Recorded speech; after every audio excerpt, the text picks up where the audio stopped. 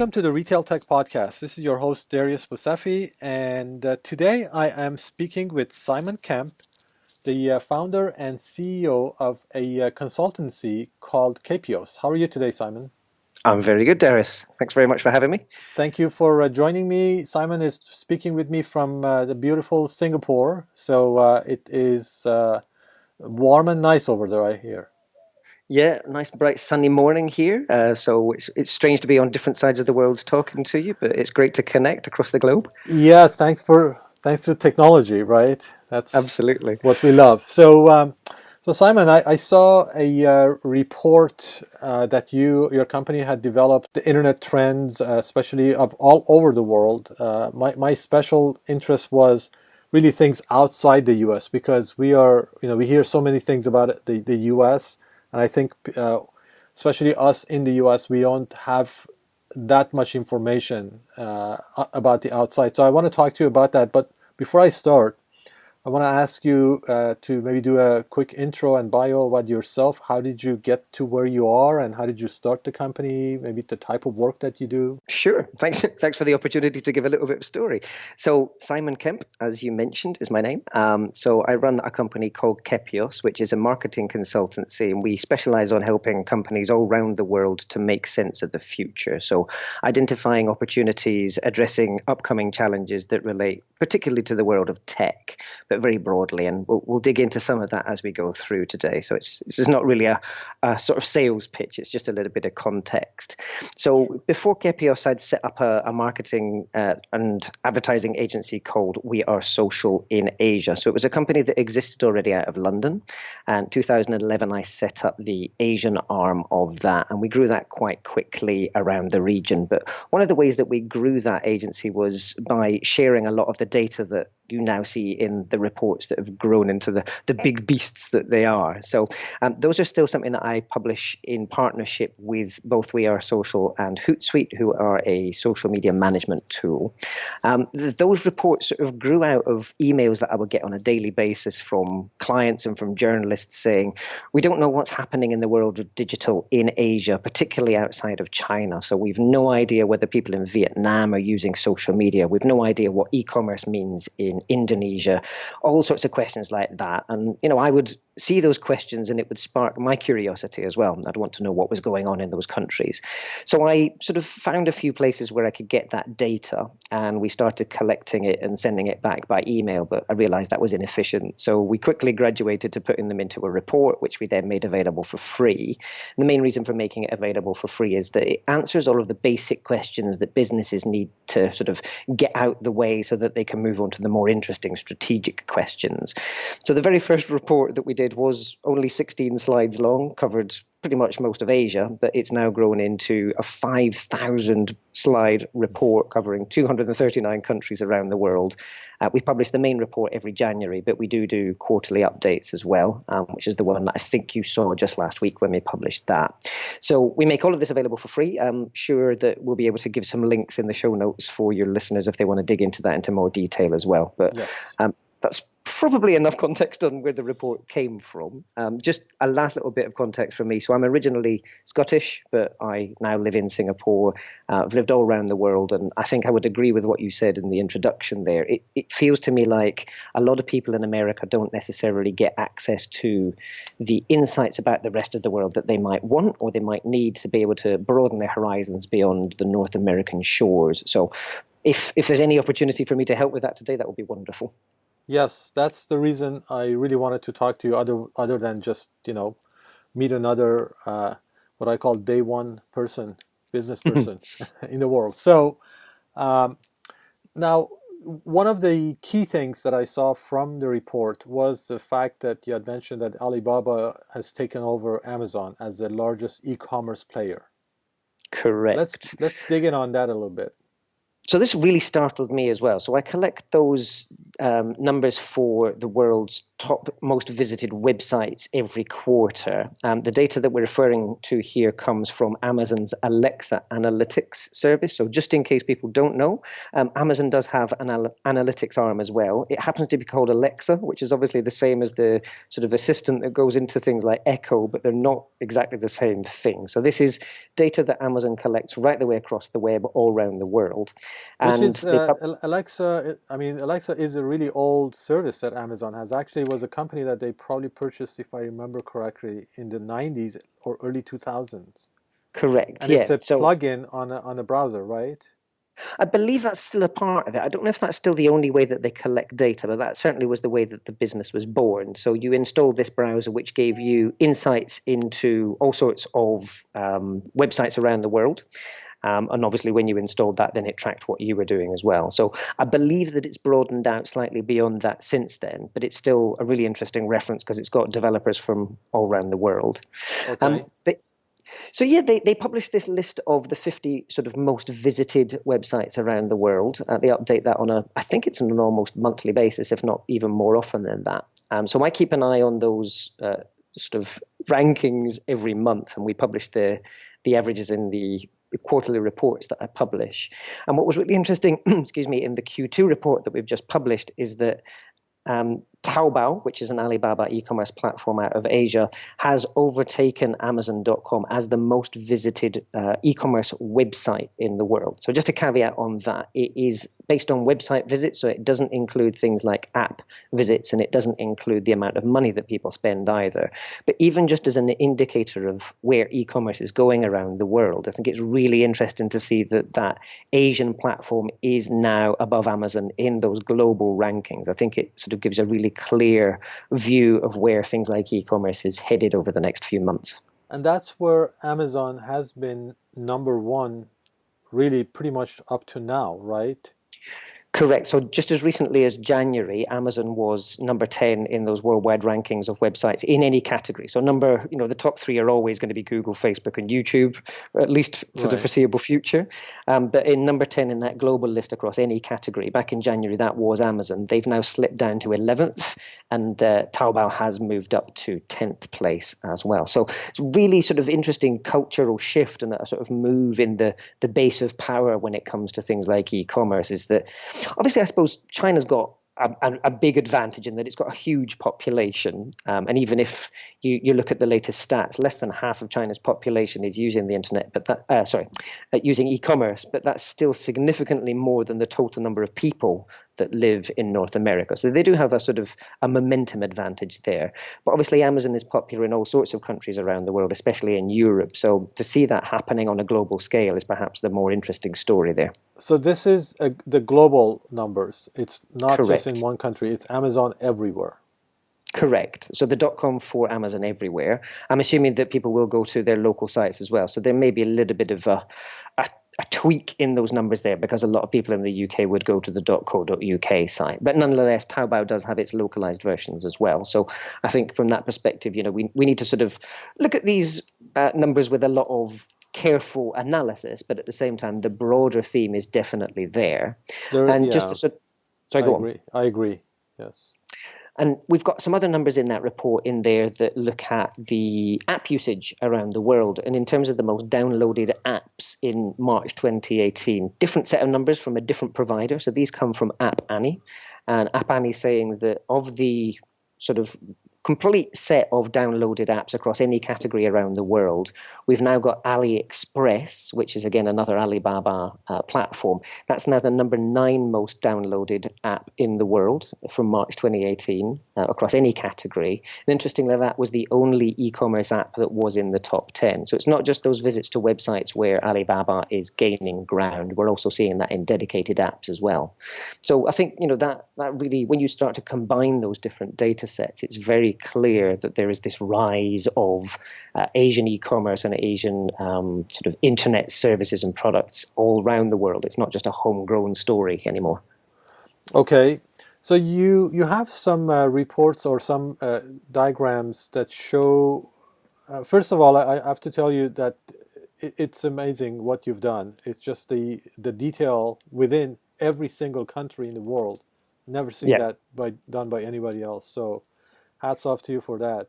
I'm sure thank you. it took a lot of sleepless nights so to get this Yes, done. it did. So But it's all good fun collecting the data. So I think I'm just as nerdy as anybody that wants to dig into those numbers. I love collecting them as much as I love reporting them, and it's a real sort of joy. I have that collector's mentality. So in a yeah, personal aspect, I like going out and collecting records. This is the sort of work equivalent. I go out and I collect data. right. Well, good job on that. What I'm interested in another aspect of the picture is that, so for example, how many countries is Taobao in? So I don't know how many local versions of their site they have. I'm guessing that they're attracting visitors from all around the world. So Taobao is particularly sort of interesting in that it has access to such an incredible wealth of different kinds of products. I think it's important to stress also that it's quite different to Amazon. So it's more of a platform than a dedicated e-commerce site in the way that Amazon.com would be. But I think based on the fact that it does have that massive growth in global traffic, it's fairly safe to say that it's attracting people from all around the world. I don't get the sense that it's massively localized as a site, although having said that, there are plenty of Alibaba products and services within their broader portfolio which are being localized. So, for example, in Singapore, we have Lazada, which is a local e-commerce platform that was acquired by invested in by Alibaba just last year. So Alibaba's strategy is quite interesting. They're acquiring and they're partnering with a lot of different local sites around the world rather than, I suppose, creating lots of tailored versions of their existing products for those local markets. So they're taking quite an Asian approach to that, I suppose. So they're not taking the standardized approach that a lot of American firms like Facebook and Google have tried to do. Right. Yeah, I mean, I just loaded Taobao.com from the US, from California, and the site Mm. does show up. It is all Chinese. I'm well, so they're not localizing it independently, but what I've also heard is that there are a lot of Chinese in the US and outside the China that actually purchase from and ship things even to China. Correct. And you'll probably find that a lot of the time you're seeing people around the world buying those things on behalf of local retailers as well. So what we've seen is that there's a lot of B2B activity across all of Alibaba's platforms. It's actually where the business began, was a lot of B2B online acquisitions and sales. So the sense that I get is a lot of that is being bought by either sort of wholesalers or intermediaries around the world as well. You've obviously got an awful lot of end consumer purchases on there as well, but Alibaba does specialize in bulk kind of purchases as well. I think from anecdotally, I don't have data to back this up, but anecdotally, I believe that it's particularly popular in places like Africa as well. So where that's, you're seeing this, just the start of growth in the e-commerce world within African nations. I think that Taobao is doing a great job, as is the rest of the Alibaba portfolio, in really picking up momentum there. And we're seeing a lot of investments out of China going into developing the tech infrastructure within Africa as well. So really interesting to see how that's going to grow over the next few months. A bit of context for you on that one. So as part of the same report, we published numbers on the number of people who use the internet just generally around the world. And Africa is currently the fastest growing of any region in the world when it comes to internet users. So in the numbers that we published in January, the number of internet users was up almost 25% year on year, which is obviously quite startling growth when you consider that, the internet's been around for quite a while. So for that kind of growth to still be possible, it's really quite exciting to see where that's going to go. Right. And is that mobile or web? So the vast majority of internet users in Africa are mobile first. A lot of them are mobile only as well. And a lot of that's down to infrastructure. So I confess I'm not an expert on Africa. I have not spent any time out and about in most of Africa. But you've got some really fundamental infrastructure challenges when it comes to things like the internet in Africa. So even just access to reliable electricity is still a challenge in a lot of places. Now, I paint it as though it's this kind of like very backward place. That's not the case at all. If you actually look at what's going on in big African cities, I think a lot of people would be very surprised at just how advanced a lot of the stuff is there. But nevertheless, a significant proportion of the continent's population does still live in rural areas, and they don't have access to electricity, even to running water. So when you've got that kind of challenge and you've got to walk an hour or so to be able to charge your phone, you can understand that you start to get into some fundamental difficulties when it comes to using the internet. And then obviously you've got other infrastructure challenges like being able to access data through a network as well. But having said that, I think you're seeing that growth quite rapidly accelerating across the whole of the continent. And even when we're looking at things like Facebook numbers, which are a lot of the time the most up-to-date way of understanding what's going on digitally around the world, because Facebook has a commercial imperative to tell everybody in every country in the world who's using their platform so that they can sell advertising. And if you look at the growth in Facebook users across Africa, it's quite interesting to see how that is moving around the region as well. Right. Okay, that's very interesting. The definitely the mobile revolution is what's driving a lot of these changes, right? I mean, even here in the U.S., over 50% of traffic right now is from mobile now. So, yeah, and I think once you get out of North America, it's way higher. And I think this is something that perhaps will come as a little bit of a surprise to people who've not got that international perspective. So in a lot of countries around the world, you'll find that it's well above 3/4, and in some countries it's even higher than that. We do have breakdowns of that data by country in the report. So if you want to know any country in the world and how it's doing from a mobile internet perspective, then you'll find that in there. I'm just loading up the numbers as we speak so I can give you the latest insights into it. So I'm specifically talking about mobile broadband here. I think if you're looking at slow mobile data connections, then it starts to get a little bit painful. But even in countries in Africa, we're looking at more than 20% of the population now has access to mobile broadband and is using that as part of their daily activities as well. So mobile broadband, you mean like LTE? So the way that this data comes from GSMA, who are the sort of the industry body right the way around the world. They are classifying broadband as 3G and above. So it's not massively fast. It's definitely not sort of 4G levels everywhere. But I think for most people, especially if you've not had access to the internet before, then a 3G connection is definitely a good way of getting started. And you can do most of the important stuff perhaps without doing video. 3G is still probably just about enough to get you going. And given the alternative of not having anything at all, right, then 3G is definitely an advantage. Right. So when you look at the globally, what is the highest percentage of mobile usage? I knew you were going to ask me that. I'm going to dig it out. So just this is a quiz. Sorry. While I cunningly look through my data here, I'll give you some holding answers like a politician. So the data that we just published this quarter is that more than half of the world's population now connects to the internet via a mobile device. So that's not just not just internet users. That is half of the world's population connecting to the internet via a mobile device, which I think is absolutely staggering. That is now, therefore, most of the world using that. When it comes down to those individual countries, I found my slide now. When it comes down to those individual countries, I confess this is a slightly weird set of numbers to get your head around because it's based on share of total mobile connections and not unique users. So you have numbers over 100% here, if that makes sense. So what I've done is I've taken the number of mobile connections and compared it to the number of people living in that country, because it's the only real way of making a like-for-like comparison across different nations. So the United Arab Emirates has the greatest number of mobile broadband connections compared to the number of people living there, which is quite interesting. 162% says the latest data. A lot of people in the Middle East carry 2 or more devices. That's what I was thinking this is because people have multiple devices. Correct. And there's all sorts of reasons why they do that. So some of it might be one for personal and one for business use. Right. It may be because they're trying to benefit from special deals across different networks. And anecdotally, I've heard from people in the Middle East that it's just a status thing. People want to have multiple devices. They want to have, they want the latest gadgets, but they keep a certain older device to do different things with. So culture is a really important driver in an awful lot of this stuff. And I think a lot of people that have maybe a more restricted view of what's going on. I'm trying to find delicate ways of saying insular here.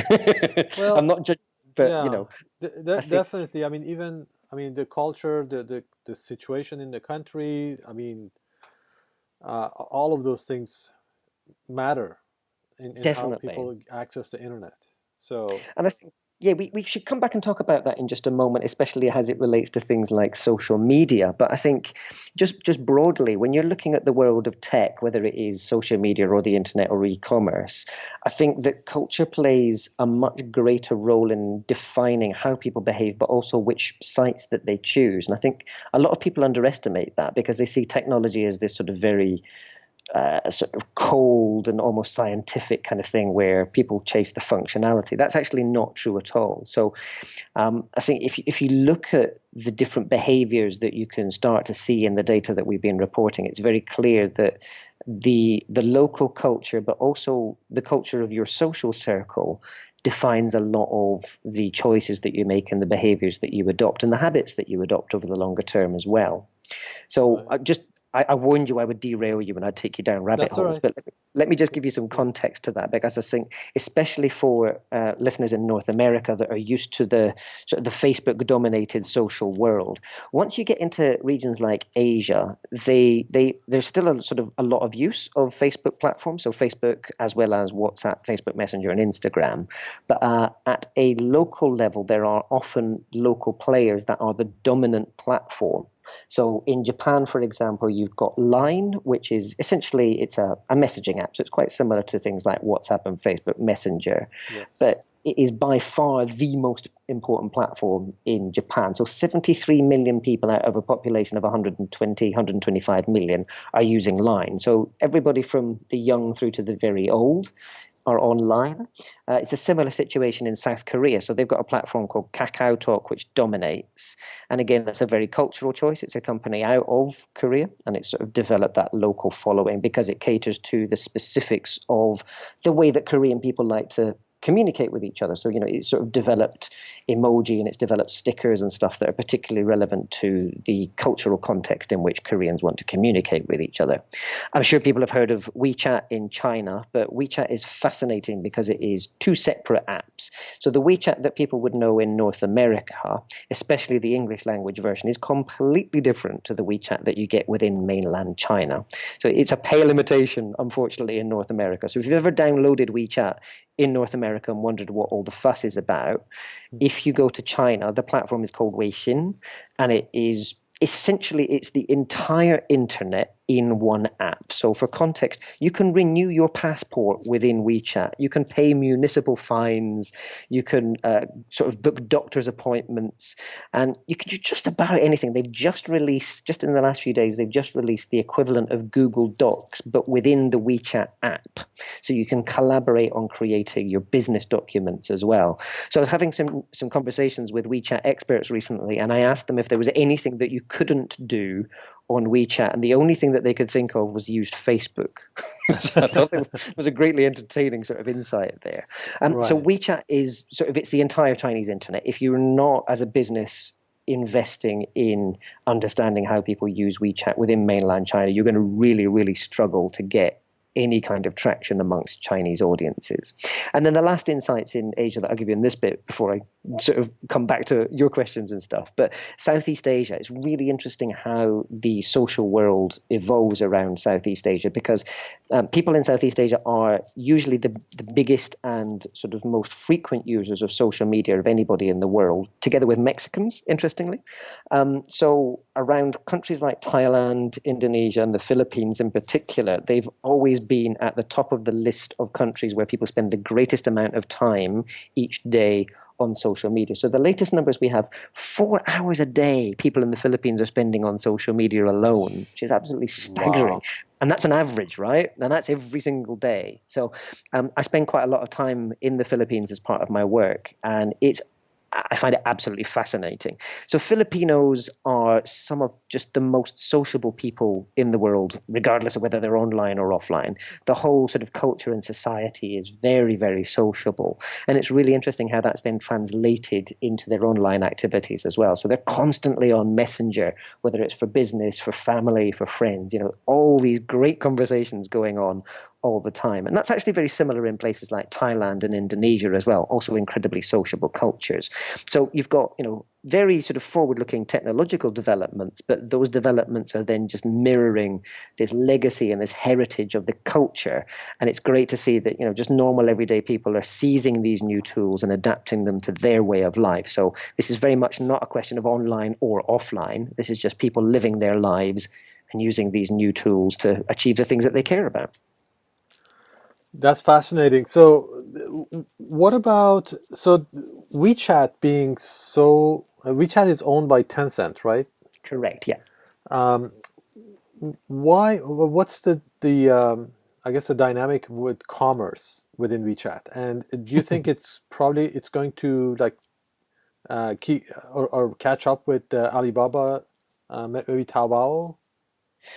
That second bit is a really interesting question. Let's come back to that in just a second. So let me give you some context to the commerce side of WeChat. So WeChat it's I suppose it's less of the internet and it's more of a life remote control. It's probably the easiest way of thinking about it. So WeChat has been almost seamlessly integrated into physical world activities as well. So there is a payments function within the WeChat platform that allows you to pay in physical stores as well as vending machines and all sorts of other places as well. As I mentioned, you can pay your municipal fines through WeChat as well. So the integration of that payment system is well beyond anything that we see anywhere else in the world. I think if Americans went to China and saw just how integrated that mobile payment system is, they would be absolutely astounded.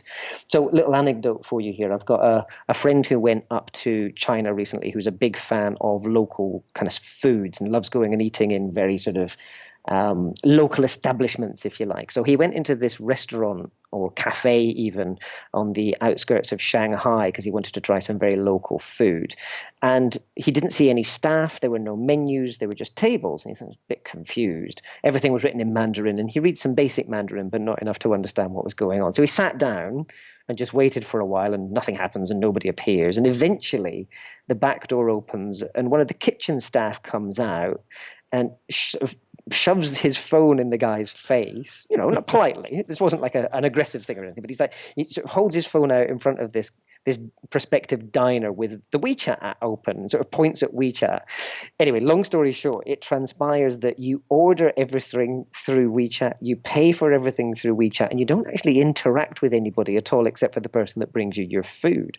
So eventually they sort of worked this out, and this guy that came out of the kitchen was really, really helpful, even if he didn't speak a great deal of English, and he eventually orders food on behalf of this diner through his own app. Wow. But when it gets to the end of the meal, that's when things got really complicated because you could only pay for your meal through WeChat. And if you don't have a Chinese number, you can't get the local version of WeChat. And if you don't have the local version, you can't get the payment system. So they were sort of scratching their heads working out what to do. In the end, the guy had to pay the waiter in cash and the waiter then paid for him through his WeChat app. Oh, so wow. if you sort of take that story out of the individual sort of entertainment value and you look at what that means, if you see how integrated that means that WeChat has become in Chinese society. So this is a corner cafe, and they have basically got away with all of the usual sorts of trappings that you would expect. So there's no waiters, there's no tills, none of that. Everything has been integrated into that app. So you can see just how important WeChat is going to be from a commerce perspective, whether you're a small store on the corner, whether you're a massive e-commerce giant like Taobao. So Tencent and Alibaba, they're not part of the same company. I don't know whether they would be direct competitors, but they're definitely competitors in terms of things like investor mentality and stuff like that. So they're sort of chasing after different parts of the pool, if you like. But I have heard stories that they're talking behind the scenes as well. You would expect that.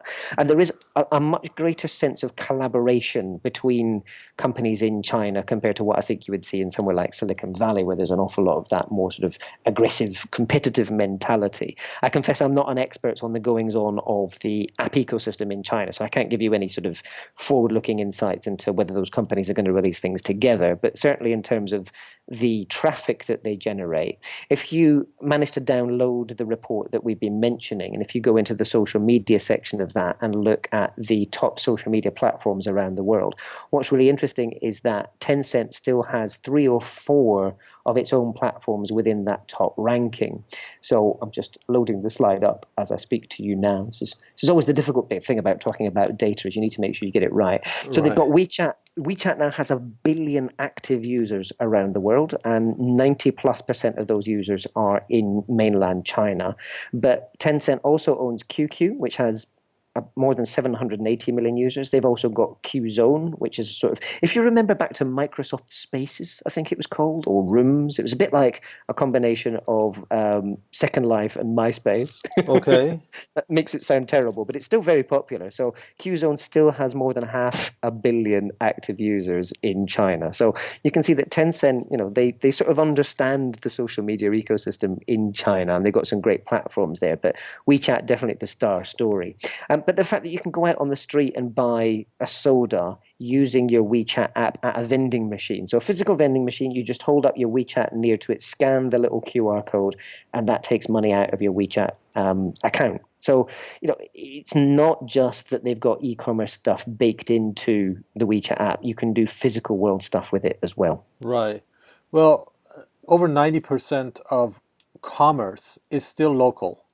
The Yes. number varies in different places and it's changing, but really still around that number is still 90% of it is local. So Yep. that's where my question is that and the worlds of online and offline are merging. Uh, Yeah. most people right now in business, they don't just look at it from one point or the other. I mean, maybe your business is only online right now, but everybody is thinking about, okay, how do I get to the next level? Where am I going to be in 10 years from now? Am I still going to be just online but so that's where I think that Tencent and like WeChat especially, with its grasp on the offline or physical commerce, um, could be a much more formidable overall player in commerce than just Alibaba. Absolutely. I think so. They've got slightly different approaches, the two companies. I think both of them are definitely one to watch. But I think your point there about local commerce and how Tencent may be well suited to sort of shape the future of that is really, really important. So and I think that stat of buying local is even greater when it comes to Asia. So I think a lot of Americans will be used to their strip malls and the fact that those look very similar across pretty much every suburb across the entire country. Once you get into Asia, things look very, very different. And especially once you get into places like Southeast Asia, you've still got individual entrepreneurs with their own little stores selling, whether it's your groceries or your fashion, whatever it may be. And I think what's really interesting is that a lot of these internet powered platforms are catering to those much smaller businesses in ways that perhaps stuff what we see in the West hasn't been able to do. But I think it's that integration into any form of commerce, whether it's online or offline. So the idea of omni-channel, I hate that word, but I think it helps people to understand what we're talking It about. means something. Yes. Yeah, in my world, shopping is shopping, right? It's only marketers and business people that make that distinction between online and offline. But as a human being, once I step out of business mode, I don't really mind too much whether I buy my groceries at a physical store or whether I get them delivered through an e-commerce store, provided I'm getting what I want at a good price with great convenience, right? So it's still just me buying my groceries. And I think it's that sort of mentality that we see a lot of Asian, in particular Asian companies adopting, is how do we help people lead better lives rather than how do I build an incredible online platform that's going to be the champion of Silicon Valley? And I think that is part of the danger of things like Silicon Valley, is that it's very much, it starts from technology and then tries to sell things to people instead of looking at the opportunities and challenges that people face in their day-to-day lives and then building things that address those, which I see an awful lot more of coming out of Asia. Now, don't get me wrong. Obviously, there's a very big startup mentality here as well, and people all want to be the next unicorn. But I think it's just the way that the companies and the startups are going about approaching that here is a very different mentality. And I think we're going to see the approaches that they take trickle back to the US and Western markets quite rapidly over the next sort of 2 to 3 years. And just to give you some context from outside of China as well, because I know it's very easy to get into the trap of talking about how amazing China is simply because there's so many people there and therefore all the numbers are quite staggering. But let's bring it back to Southeast Asia, which I think if I was going to say to anybody in the West, if you wanted to look at what is defining the next frontier of e-commerce around the world, take a look at what's happening in Southeast Asia, because that's where the really interesting innovations are taking place. But let's not just make it about e-commerce. So that omni-channel thing again. If you look at Indonesia, there is a company called Gojek. Some cultural context here. If you've ever been to Indonesia, or if you've ever seen any reports on Indonesia, one of the biggest challenges that people face in Indonesia is absolutely chronic congestion on the roads.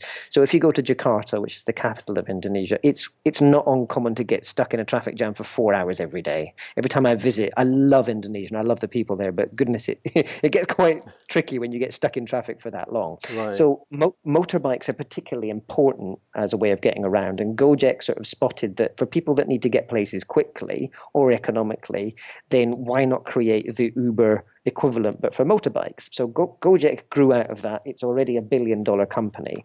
But what's really interesting about Gojek is that they have a mobile payment system baked into their app as well. And they have rapidly evolved from just being a way of you being able to book a bike as a ride-hailing app to becoming an app that is integrated in all sorts of local businesses as well. So you can pay for stuff at food stalls, at local stores using your Gojek app as well. And then you've got Grab, which is very similar to Uber. It's about ride hailing again. That's based in Singapore and Malaysia, but they're also in places like Thailand as well. Exactly the same thing. It started as a ride hailing service, but it now has its own mobile payment system. And around even countries like Singapore, where you've got an incredibly advanced sort of economy, that has taken hold as well. And a lot of small businesses around Singapore are accepting payments through the Grab app as well. So I think that we're going to see a lot of that kind of initiative and that kind of activity shifting back west. And I think we'll see, in particular in Europe, you'll see that taking off. And I'm pretty confident that, especially amongst smaller businesses in the US, there will be an incentive for somebody to serve the huge number of small businesses that do exist across the US, despite that sort of strip mall mentality. Right. I think it probably has a little bit to do with habits. You Mm, know, it. I mean, things started here faster, and probably 10 years earlier. A lot yeah, of what we're talking about right now really started about 10 years ago with the iPhone. Seriously, yeah, I mean, correct. really bringing mobile to a possible interaction in your hand that was never possible before. I mean, there was Palm Pilot before that, and other mobile devices, but really, the iPhone really opened up this whole thing. And so people here are probably more uh, used or accustomed to doing things in a certain way. For example, the chat app being separate from the payment. Mm, And but it is going to. I mean, I personally think that that's the future. If I was to make a prediction and I had to put money on something, which I do in my business, it's really the convergence of everything into chat. Chat mm, is really where people spend most of their time on, and time yeah, and attention is the biggest. I mean, the most important capital you can get. The investment of time from people. So correct. I think that's where um, I haven't seen that kind of an innovation in the chat apps coming. I mean, I know Messenger is trying to do some things, but again, the behavior here in the U.S. is tougher. So probably Yeah. Messenger outside the U.S. could be a lot more successful adding new features than inside the U.S. Yeah, and I think you've raised a really important point there. I think it's interesting to see the challenges that companies like Facebook face when they're trying to broaden out their service, because I think there's a very siloed mentality amongst users of this is an app that serves this purpose. And if you look at the success of Instagram, I think it's a really good sort of demonstration of that. I want a specific app that does a specific thing, and I like having a suite of different apps to do different tasks. Whereas I think a lot of the time, especially in China, but also more broadly around Asia, people are quite happy integrating all of these different things together because it saves so much hassle. I'm not convinced that Facebook is going to be able to bring in a payment system, especially following the recent sort of concerns around data privacy and stuff like that. I think a lot of people in the West have concerns about putting too many of their eggs in the proverbial basket, Right. whereas people in Asia they've not necessarily developed the habits in the same way, but even if they have, they're used to more sort of broad reaching apps where a lot of different functionality is woven together, like the WeChats of this world. So I think we're sort of more accepting of that. And also, I think it's also important to note that people in Asia they tend to be much quicker adopters of the new technology. They may not have access to it in the same way because of financial restrictions. But if you look at the way that people have adopted smartphones in places like Southeast Asia, for example, it's amazing the sort of stuff that you see people doing on the street. I'm blown away by how quickly people are doing that. And part of that is because the average age of the populations in this part of the world is a lot lower. So many countries around Asia, you've got a median age and it's just the mid-20s. And that obviously helps. They're more sort of susceptible to learning and that kind of stuff at that age compared to older audiences. Our brains just slow down when we get older, which makes life difficult. But again, I think I you don't mentioned accept that. I want to disagree with it I as well. won't accept that. I just will not accept it. No. I'm seeing evidence of it in myself, sadly. I've recently passed one of those important age milestones and my brain doesn't work in the way that it used to. It's very sad. But I think, you mentioned the iPhone in your comments just there, and I think it's amazing how quickly we've come. So 11 years since the launch of the iPhone, there are already 3 billion smartphones in use around the world. I mean, just staggering how quickly that has occurred. And if you think about that, 3 billion, that's not quite half of the world's population yet, but it's certainly a significant proportion of the world's population now using these smartphone devices, and in particular, that's spread out right the way around the world. So people now have access to these amazing products and services, but it's only been something that we've had for 10 years, and I think that we're probably still at the stage where we're mimicking products and services that we had in the world that was around before smartphones. But it's not going to take long before we see some real innovative uses of those devices. And we're seeing some major sort of shifts in overall behavior, not just in digital behaviors, but behavior overall because of the things that we do on our phone. Should I take you down a little rabbit hole on what people are using their phones for? Would that be interesting? Sure. So in the data that we reported in our January report, which is the 5,000 slide every single country thing, we did have a look at the top app categories that are both downloaded and also in use around the world. And the thing that really struck me is in the top 100 apps that are being downloaded and used around the world, you've pretty much got every aspect of life covered in there. So you've got the obvious things like social media. We want to stay in touch with friends and family. You've got people watching content, whether that's on YouTube or things like Netflix. You've got a lot of people playing games. And I think in particular, in regions like Asia, games are even bigger than they would be in the US. Absolutely massive opportunity there when it comes to the commercials around gaming. But then you've got all the other aspects of day-to-day life in there as well. So you've got e-commerce, obviously enabling us to do our groceries online. You've got mobile banking, which is pretty much taken off everywhere around the world. And I think in particular in the developing world, a mobile device is the only way you have access to financial services. So people cannot go into a bank branch because there isn't one for the nearest 50 kilometers or so, but they can access some fairly sort of essential financial services through their mobile devices. But then you start looking at other things. So you've got a lot of health apps that are coming through on the mobile ecosystem as well. Now, I'm guessing, your North American listeners, they're going to be thinking about the health app within Apple's ecosystem that allows you to track your steps and, that kind of stuff, which is great. I love those things. But actually, for an awful lot of people in the developing world, this is the only access that they're going to get easy sorts of guidance on health issues. So a lot of them, they don't have access to doctors in their village or whatever else. But if they do have access to mobile data, then they can at least do some basic searches and find out whether they need to go and see a doctor or not. And, that genuinely is the difference between life and death a lot of the time. So, a lot of the time people think about mobile devices as being Facebook and Candy Crush. Once you get into the developing world, it really is that life and death thing. But I think that the most interesting thing is the rise of things like dating apps. Because if you think about it, from a lot of people, the person that you end up spending your life with is the most important decision that you'll ever make.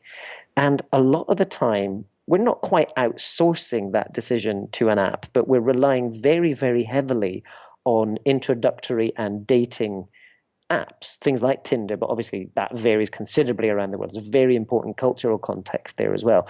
And that means that, everything from the day-to-day sort of mundanities of getting your shopping done right the way through to making the most important life decision, that entire day-to-day life and beyond is now something that we're turning to our phones to help with. So, I think it is easy to sort of look at a phone as a distraction or something like that. But for a lot of people outside of the developed economies of the West, a phone is an absolute essential tool that helps them lead better lives and make better choices for the future. Yeah, that's fascinating. It's especially like the cases that you mentioned, like health is so important, and the infrastructure in most of the world outside the Western culture world is just not developed enough to be able to serve people in a different way. So Mm, this is like the beauty of the mobile uh, infrastructure that allows, like what you were saying, like being able to get banking or health related things. What I kind of remember personally from a personal experience is 10 years ago when I traveled outside the US, I would talk to people about things that we do here, and everybody would say, wow, really, you can do that? Now it's the opposite. yeah. I go outside and I'm saying, wow, you can do that with your app? Really? We can't do that here. Yeah.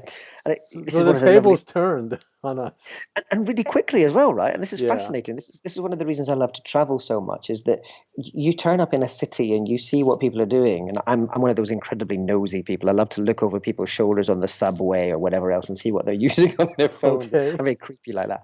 But I was just in Tokyo. Tokyo's got a reputation as being one of the world's most technologically advanced cities. And what's really interesting is that it's a similar sort of situation to the one you're describing in the US.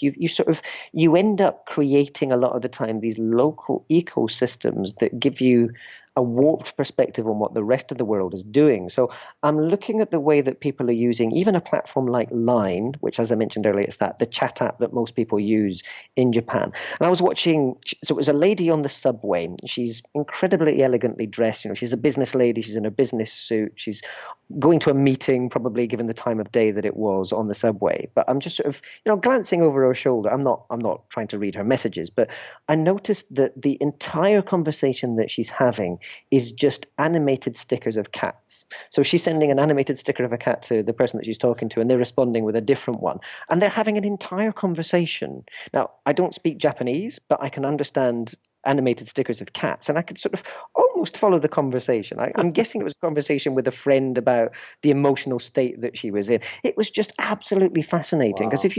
if you imagine that outside of a cultural context, it's very, very Japanese because the Japanese spoken language actually leaves you with a lot of challenges to express emotions. It's just that the way that the language has evolved. But when you get into using emoji and animated stickers, it suddenly becomes so much easier to share emotions and for empathetic communication to take place. And I'm guessing that if you're sort of very focused on the way that Americans use a chat app, for example, where it's still very, very much text-based, obviously there's a lot of sticker use there as well, but it's very different to the kinds of sticker use that you'd see elsewhere. I'm aware that I'm in danger of deviating from your question here. No, But this is really interesting information. I mean, it is, and that's why I actually have like a newsletter within our news service, which is called the Global E-commerce Battlefront. The Mhm, commerce is global now.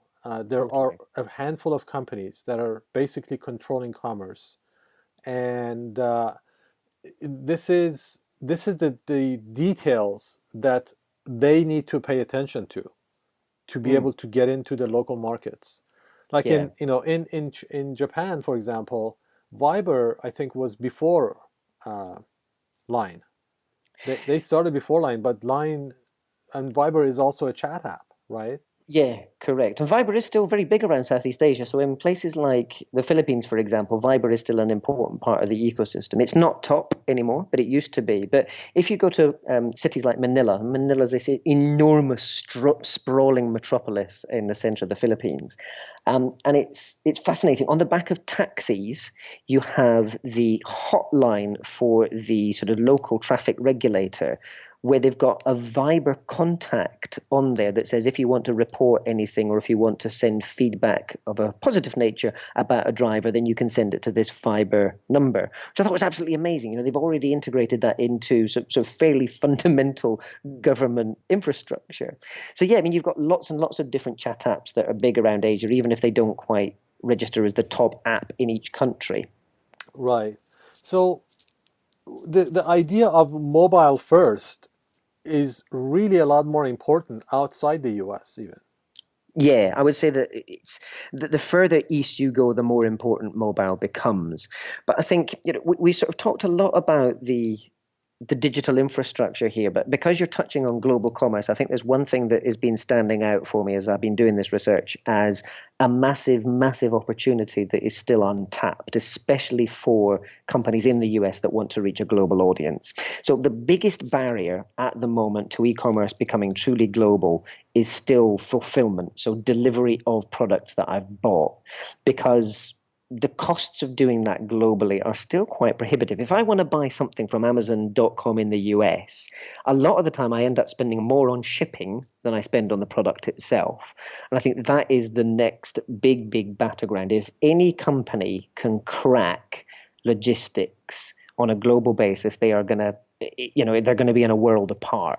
And if you think about this, it's probably just a case of taking a bit of a short-term gamble. I know it's a big investment gamble nonetheless, but if you think about if Amazon suddenly bought, for example, one of the big logistics companies, and they had a fleet of planes that meant that it wasn't just that they were shipping my order from the US to Singapore, but they knew that they had, I don't know, 100,000 people in Singapore had ordered something on Amazon in the last week, and they were able to ship all of that efficiently with one plane load.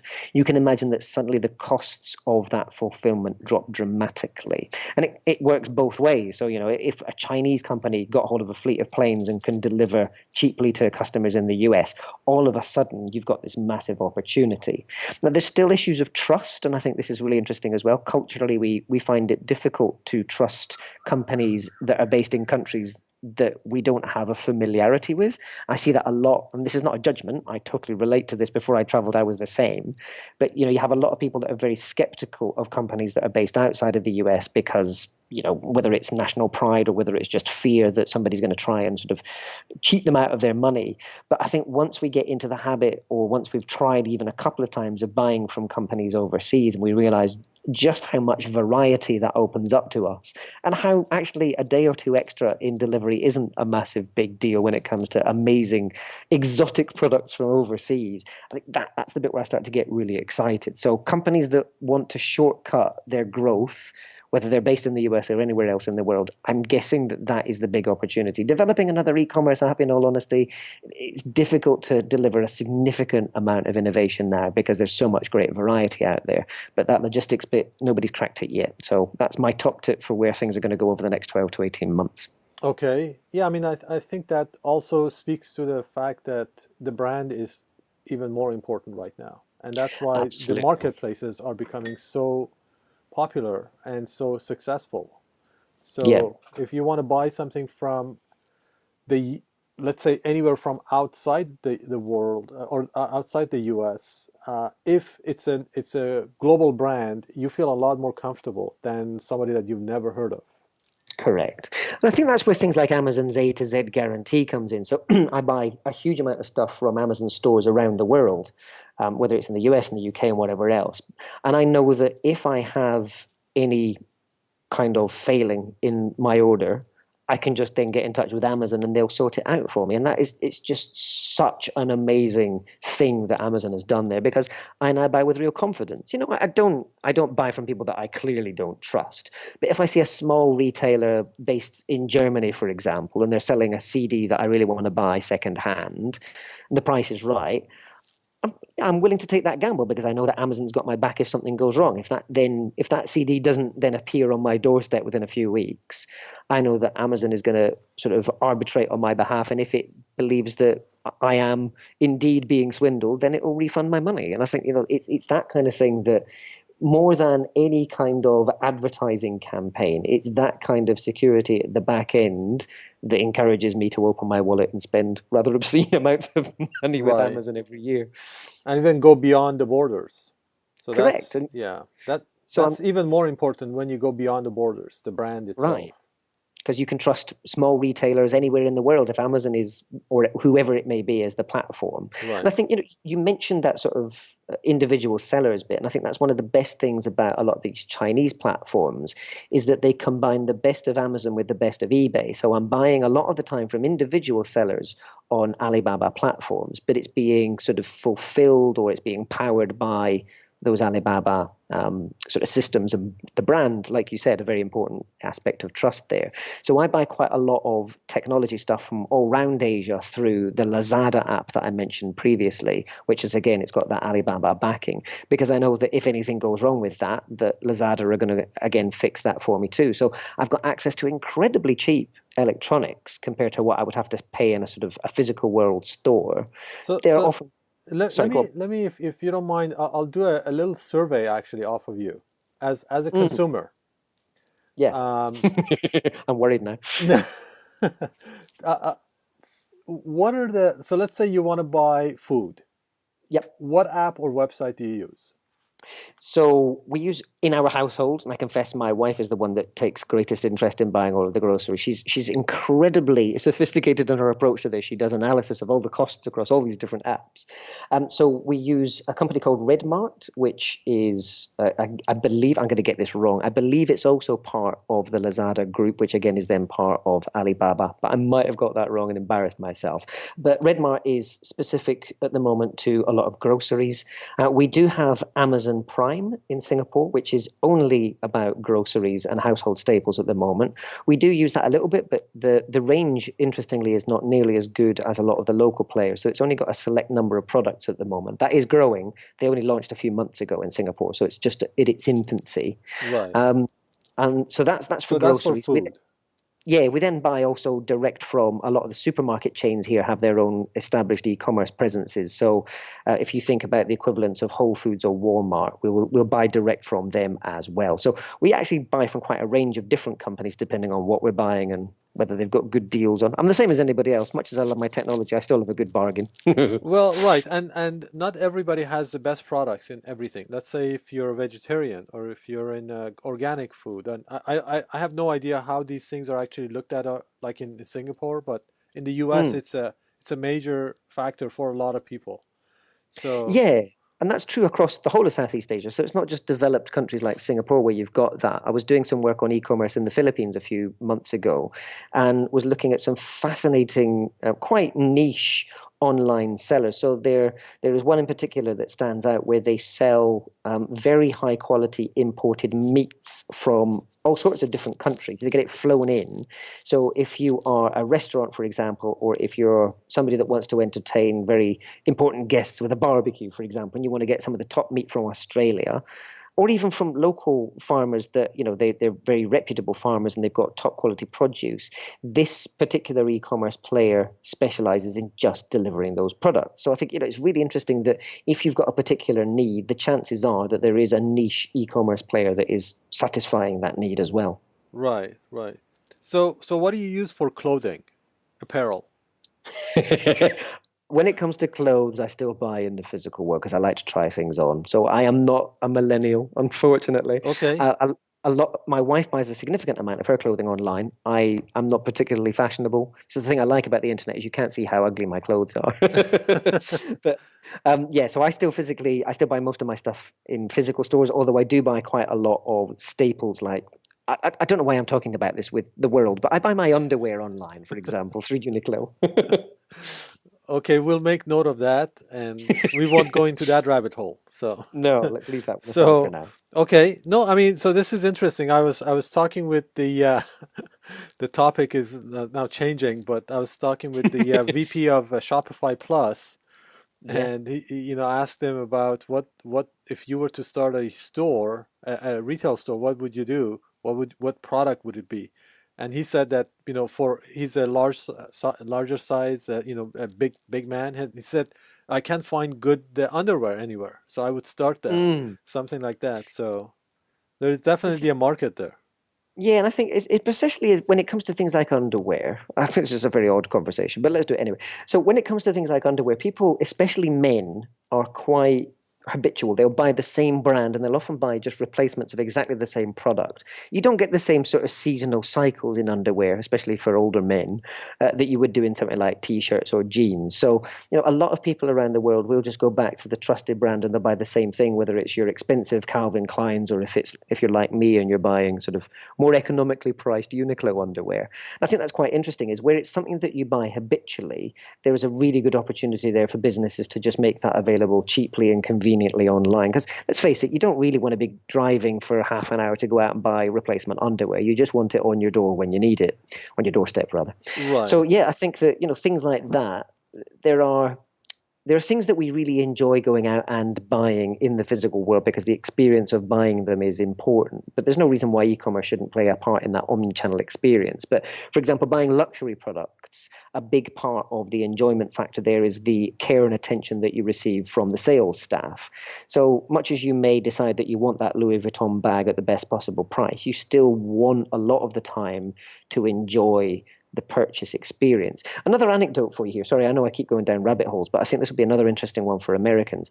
So in China, huge market for top-end luxury products, but there is still this phenomenon where you've got these people that have built businesses out of taking orders from people in cities like Shanghai and Beijing.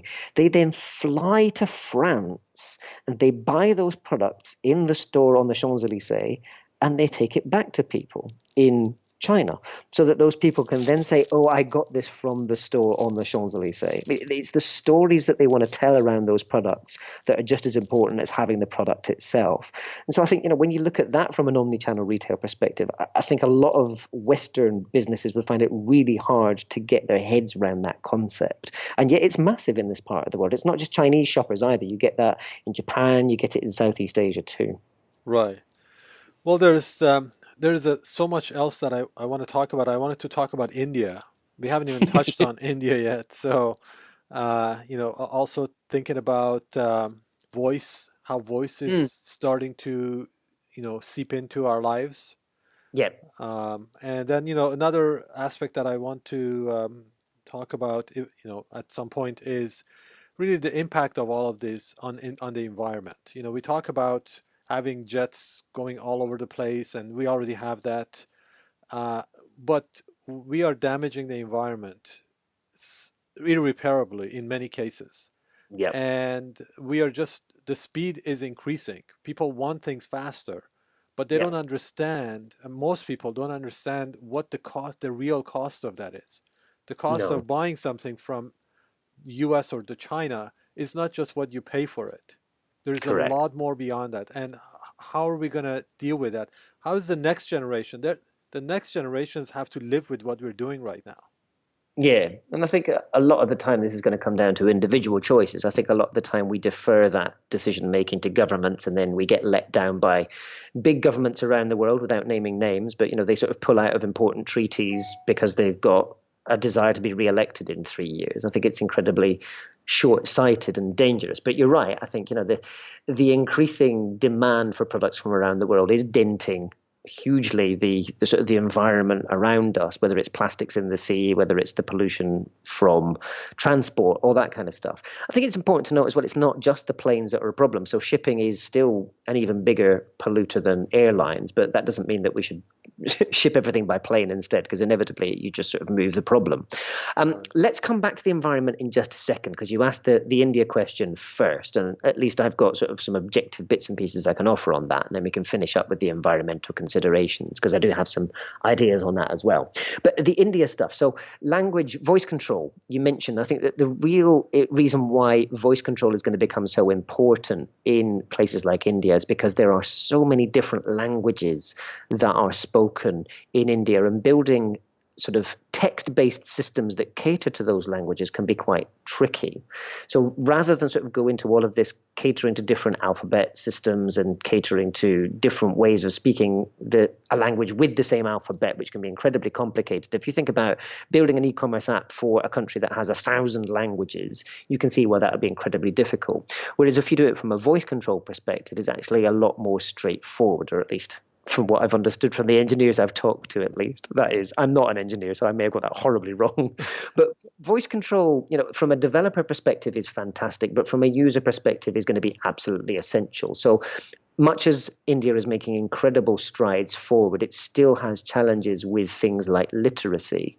And the good thing is that voice control, almost all of us can speak, unless for unfortunate, biological reasons, if we're unable to speak. But the vast majority of people, even if we don't have a very long formal education, we can still speak most of the time. We can communicate. So voice control allows us to do that.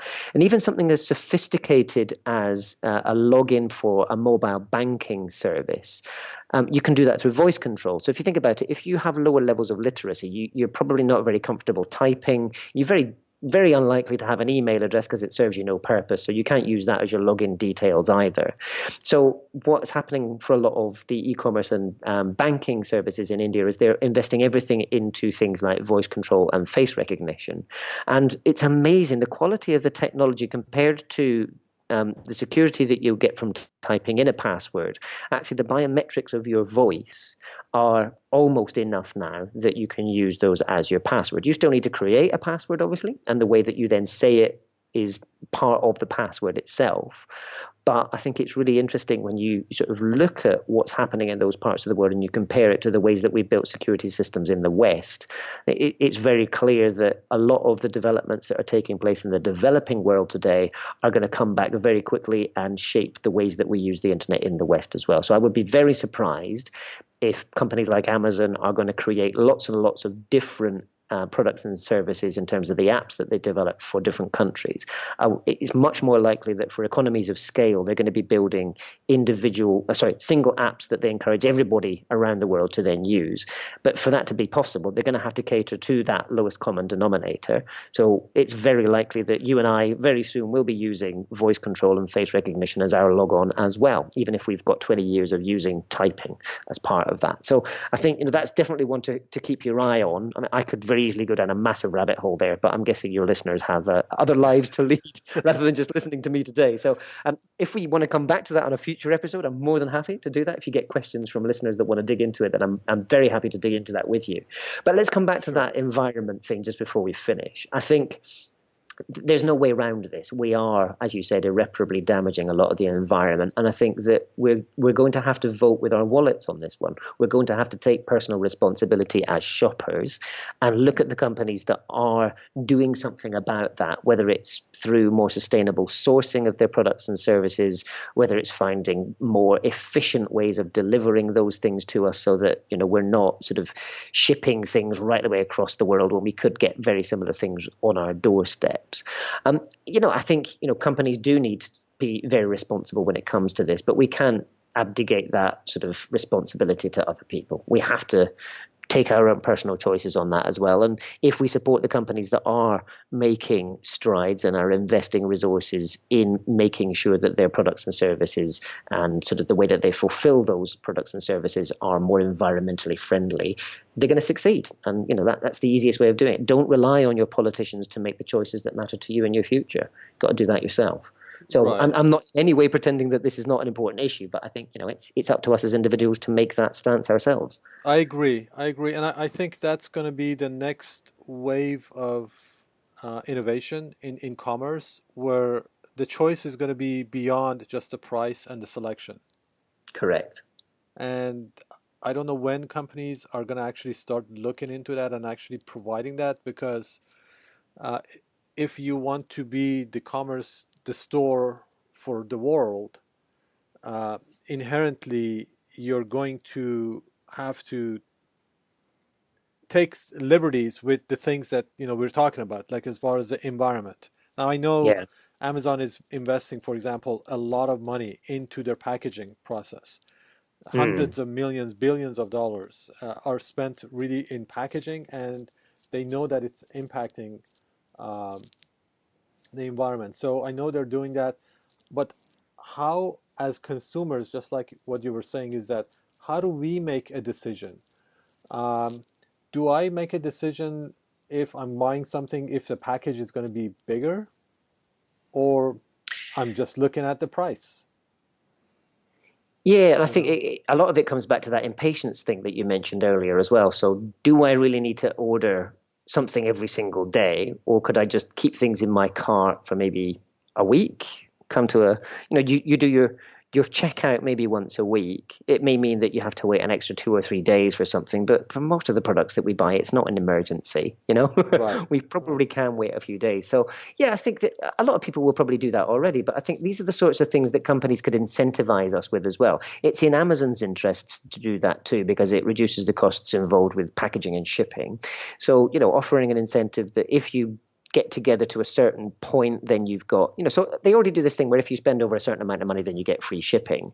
But I think it's also that case of if you keep your items together until you hit some kind of threshold, whether it's a certain number of items or whatever else, then it's in everybody's interests to encourage that kind of behavior. So I can see that they can incentivize that through either reduced prices, better terms, whatever it may be. So I think that there's a lot that we can do around that. I confess it's not something that I've It's a had a big chance to do a problem. lot of. It's a big, Yeah, big, big problem. And I mean, again, it's nothing is free. Even if the price no, says free, nothing is free. no. So either Amazon is paying for it, or somebody else is paying for it, or the environment is paying for it. Yeah, there's that. That's the real danger. Is if it's a payment that we can't then repay back, like Right. stuff to the environment, then we need to be conscious of the longer term implications of that so-called investment in free. Thank you so much, Simon. It was a pleasure. What's going on in Asia is definitely something that we should understand better and more. Mm. So thank you for giving us the feedback. And I'll put the notes and links to the reports in the show notes, Thank you, and sir. how people can probably contact you. What's the best way for people to contact you? So social media is still probably the easiest. If you get me on LinkedIn or Twitter, it's the best way of doing things. I'll give you the links to those profiles so you can put them in the show notes. If anybody's got any questions that they want to dig into, then two ways we can do that. Either they send those questions to you, which is probably the best way of doing things, and then you and I can maybe pick those up on that future episode. If people are impatient, though, hopefully that's not quite the environmental impact of being impatient this time. You can just send me your questions via social media, and I'll try and answer those for you there as well.